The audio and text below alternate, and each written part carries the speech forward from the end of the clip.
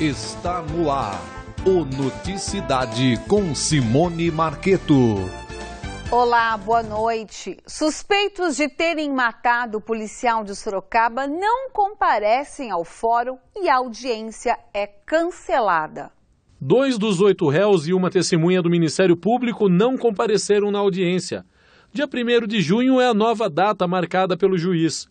Após as oitivas, será decidido se o caso vai a júri popular. O crime foi em abril do ano passado. O policial militar Sandro Luiz Gomes, 35 anos, fazia ronda com a viatura acompanhado de outros policiais e foi morto a tiros.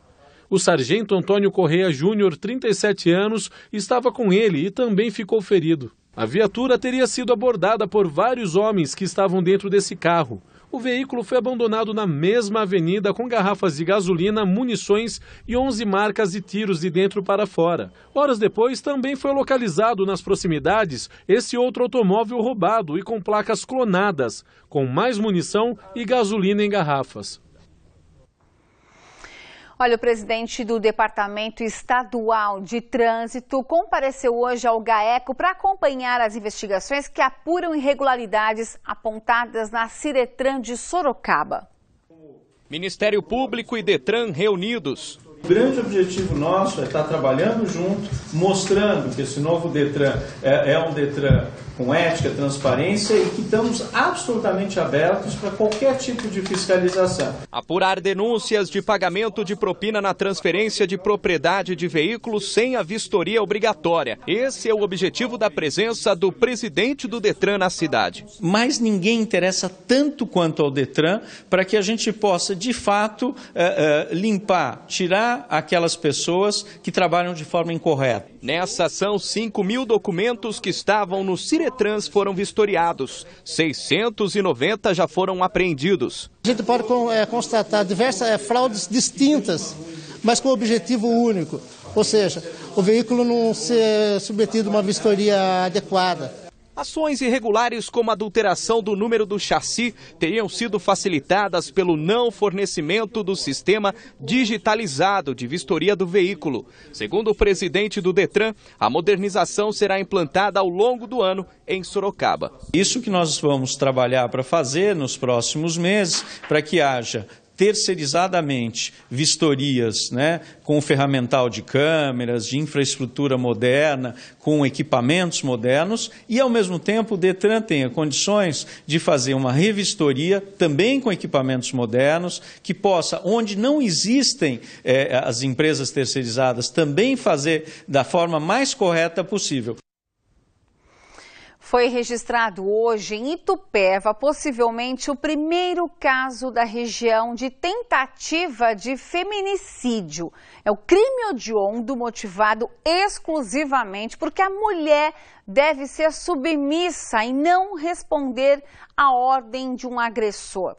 Segundo o delegado da cidade, Jurandir Antônio Gino Maria, foi preso suspeito de tentar matar a facadas a namorada com quem tinha relacionamento há 2 anos. Segundo o boletim de ocorrência, a vítima queria terminar porque o homem não ajudava nas contas de casa e ele não aceitou a decisão. A mulher foi atacada no pescoço e foi socorrida ao Hospital Nossa Senhora Aparecida e felizmente passa bem. O agressor foi encaminhado ao Centro de Triagem de Campo Limpo Paulista. A morte do sorocabano levado pela correnteza chocou o Brasil. O dia foi de buscas, reconhecimento, muita tristeza para a família.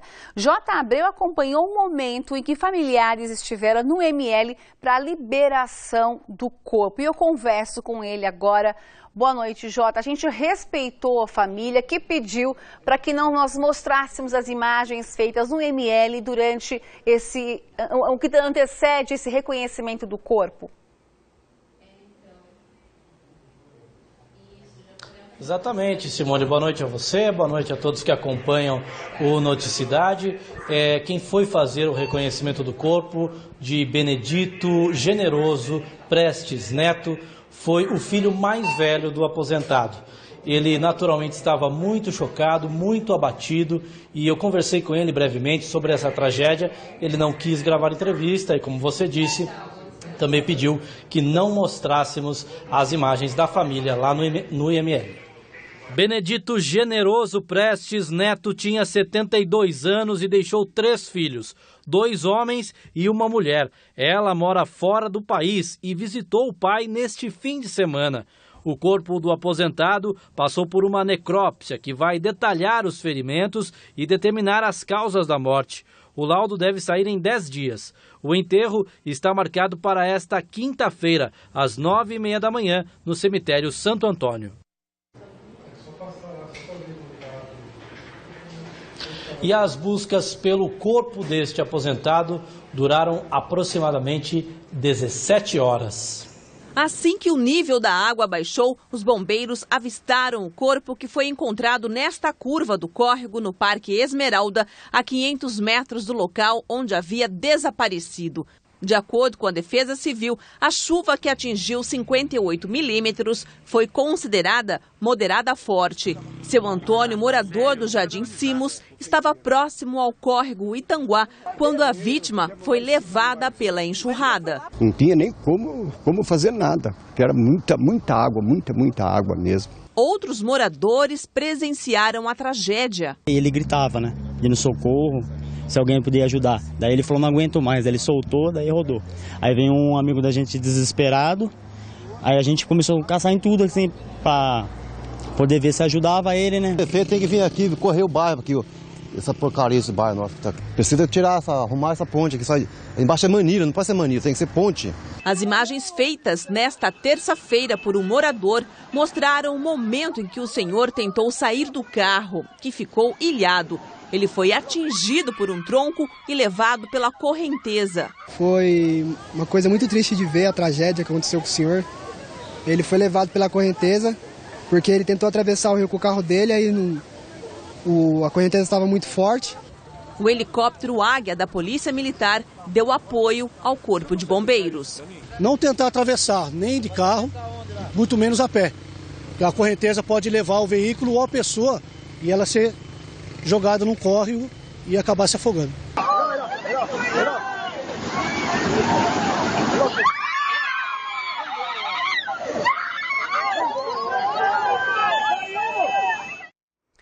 Horrível, e a tragédia na Avenida Américo Figueiredo faz um alerta para os pontos de alagamentos em Sorocaba.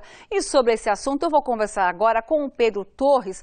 Boa noite, Pedro. Chove neste momento em Sorocaba, né? Como é que deve estar a situação da avenida? A Defesa Civil já fez alguma interdição, algum reparo no local onde aconteceu essa tragédia?